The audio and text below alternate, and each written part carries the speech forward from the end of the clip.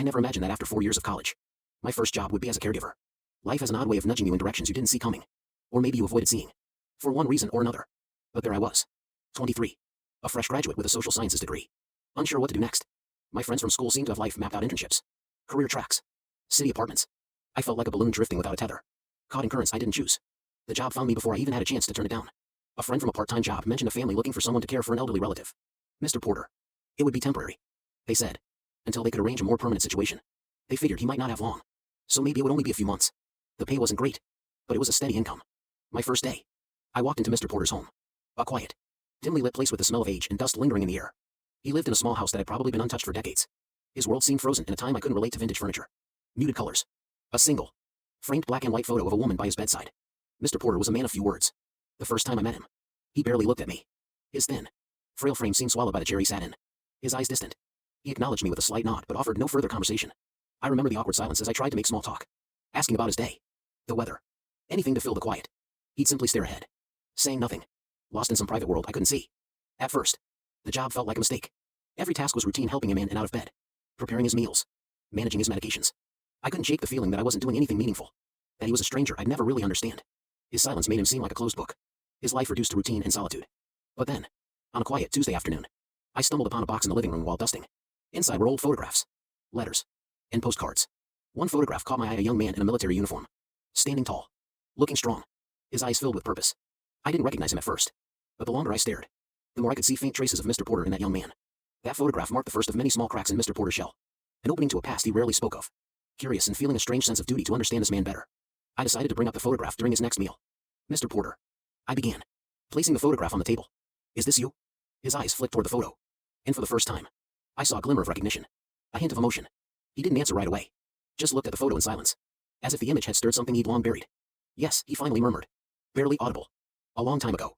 There was a pause, and I could sense he was weighing whether or not to say more. Eventually, he picked up the photograph, his hands trembling slightly as he held it. He didn't look at me, but in that moment, he didn't need to. The expression on his face, a mix of pride and sorrow, said more than words could. That photograph was the first piece of Mr. Porter's life I'd ever seen, a life that had clearly been much larger than the four walls he now inhabited. In the days that followed, the photograph stayed with me. I found myself glancing at it each time I walked by, wondering about the life behind that young man's steady gaze. I'd catch Mr. Porter occasionally glancing at it too, his expression unreadable, lost in a past that had once been vivid, now only flickering in fragments. My curiosity got the better of me. So one afternoon, while serving him his tea, I asked, "What was it like back then, Mr. Porter? Your days in the service?" For a long while, he didn't respond, and I worried I'd overstepped. But then, in a voice that seemed to come from far away, he said, "War changes you in ways you can't imagine." His words were slow, deliberate. It strips away things you thought you needed, things you thought defined you, until you're left with just the core of yourself. I nodded, unsure what to say. So I simply sat there, letting the quiet fill the room. It was the longest sentence he'd spoken to me since I started working for him. And in a way, it felt like a gift. I couldn't quite put my finger on it, but I sensed that he wasn't just talking about war, he was talking about a deeper battle. Something he'd fought long after he returned home. Over the following weeks, Mr. Porter started revealing small pieces of his past. Little by little, he told me about the close friends he'd made, men who had become like brothers to him. But each story carried a weight, a lingering sadness. The names of those friends never returned in his tales, their fates left unspoken, as if saying it out loud would bring the pain rushing back. One day, as he recounted a memory of a friend named Charlie, his voice cracked slightly, a fleeting moment of vulnerability that he quickly masked. Charlie, he was always laughing, he said, his lips curling into a faint smile. No matter how rough things got, Charlie would find a way to lighten the mood. Some of us didn't get it, but I think he knew we needed it. I could see a mix of admiration and sorrow in his eyes, and I realized how deeply these memories had etched themselves into him. The stories might have been decades old, but to Mr. Porter, they were as vivid as yesterday. Through his stories, I started to understand that Mr. Porter's silence wasn't emptiness, it was filled with layers of experience. Memories he kept close. Memories he perhaps never shared with anyone else. Each anecdote was like a puzzle piece, and though I couldn't see the full picture yet, I began to sense the contours of who he was.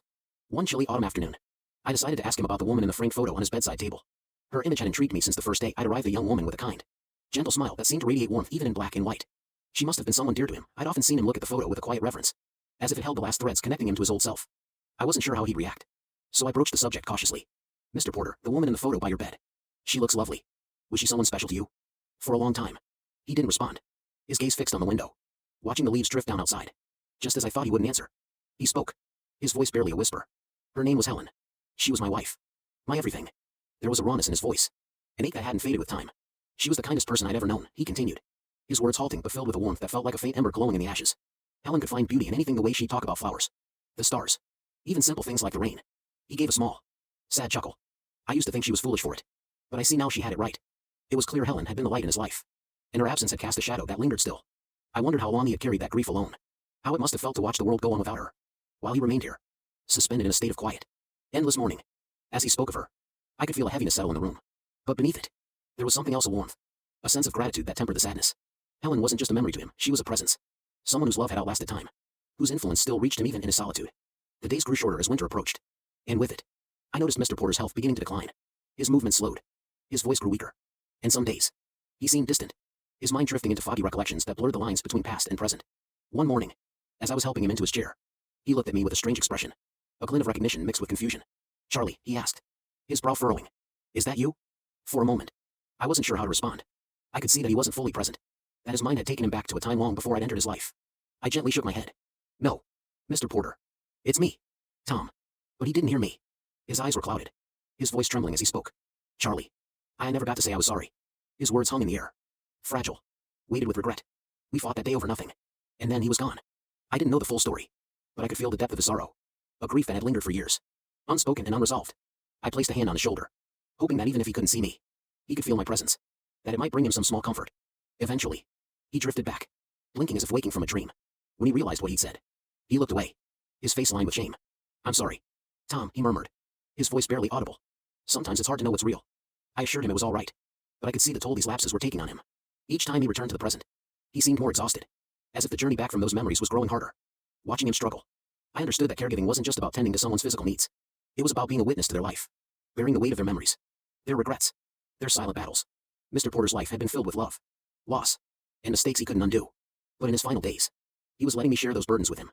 And somehow, that felt like the greatest honor. As the days wore on, I began to understand that Mr. Porter's silences weren't merely the result of old age or illness, they were a quiet acceptance of pain he had carried for years. A few weeks after his episode mistaking me for Charlie, he brought up his brother out of the blue, surprising me as he rarely initiated conversation. "My brother," he murmured, staring down at his frail hands, "was 10 years younger than me. Danny was his name." He paused, as if testing how the words sounded after so long unspoken. We were so different, him and I. He was lively, always getting into trouble. Everyone loved him. The sadness in his voice was palpable. I realized he wasn't just mourning his brother's absence, he was mourning the relationship they never had. He continued. "I was hard on him, always telling him to grow up, to be serious. And then one day, we argued. I told him he was irresponsible, selfish." Mr. Porter's voice broke slightly. "He left for the war angry with me, and he never came back." As he sat there, his face etched with guilt, I could see the weight he'd carried all these years. He wasn't just grieving his brother's loss, he was grieving the words he could never take back, the chance for forgiveness that had slipped away. I felt an urge to comfort him, to tell him that he'd done his best, that his brother had probably known he loved him. But somehow, I sensed that words alone wouldn't ease a burden this old, this deeply rooted. It was then I realized that compassion isn't always about saying the right thing. Sometimes, it's about sharing in someone's silence, sitting with them in the quiet depths of their pain without trying to fix it. So I stayed with him, not saying anything, just letting him know he wasn't alone. Winter settled heavily around the town, blanketing the streets and houses in snow. The air inside Mr. Porter's home was thick with the scent of old books, dust, and the faintest hint of wood polish. His health continued to decline, and I could feel each passing day like a clock ticking down. Every visit felt like a small goodbye. One evening, as I was preparing his dinner, he surprised me by bringing up Helen again. "I still remember the way she looked at me the last time I saw her," he said, his voice soft, almost wistful. "She was weak, could hardly hold a spoon, but she smiled at me like she always did, as if she had all the strength in the world." The tenderness in his tone brought a lump to my throat. He continued. "Helen told me not to be afraid of being alone. She said love would stay with me if I let it." He looked away, as if embarrassed. I didn't believe her at the time. I thought losing her would mean losing everything. It was clear now that Helen hadn't just been his wife, she'd been his guide, his anchor. In her absence, he tried to keep himself together, yet he was like a ship drifting without a rudder. And in that moment, I realized that his life hadn't just been shaped by what he'd done, but by the way he'd held on to those he'd lost. Helen had been right. In a way, love had stayed with him, even in the emptiness, the loneliness. It was just buried under layers of grief and regret. I come to realize that even though Mr. Porter had been alone in this house, his memories of Helen had kept him company in a way that no one else could. Her presence lingered in his silences, her wisdom in his sorrow. By midwinter, Mr. Porter was bedridden, and my days revolved around keeping him comfortable. The once independent man who could shuffle around the house with dignity now needed my help for even the smallest tasks. He rarely spoke anymore, his voice reduced to a whisper, his eyes often glazed over in thought. One night, as I was helping him settle into bed, he looked at me, a clarity in his gaze I hadn't seen in weeks. "I think I'll see her soon," he said quietly. I understood instantly who he meant, and I felt a tightness in my chest, a strange mixture of sorrow and relief. I didn't know how to respond, so I just nodded, placing a gentle hand on his shoulder. The following morning, Mr. Porter passed away quietly, his face relaxed, almost peaceful. In those final days, he'd been surrounded by memories, by love and loss, and I realized that maybe, in some way, he'd found the forgiveness he'd been searching for not just from others but from himself. After Mr. Porter's passing, his family invited me to his small memorial service. I stood there, surrounded by strangers who had once been a part of his life, and as they shared stories, I felt a pain of gratitude. They didn't know the Mr. Porter I had come to know in those quiet, profound months, the man who carried a lifetime of love, regret, and resilience in silence. Yet, in a way, I felt they'd seen pieces of him that I hadn't. Together, we held fragments of his life. Leaving the service, I realized how much Mr. Porter had changed me. I hadn't just been a caregiver, I'd been a witness to a life filled with deep emotions. A life shaped by hardship, courage, and a quiet, undying love. I decided that day to pursue a career in healthcare. A path I hadn't considered before, but now felt inevitable. If I could be there for others the way I had been for Mr. Porter, to share in their silent burdens, to listen when they needed, I knew my life would have meaning. Mr. Porter had taught me that compassion wasn't about fixing someone else's pain, it was about standing with them in it, offering understanding, even in silence, and in the quiet moments of my own life. I still carry his lessons with me, a reminder that love, once given, never truly leaves. That every life holds stories worth sharing, worth honoring, if only we take the time to listen.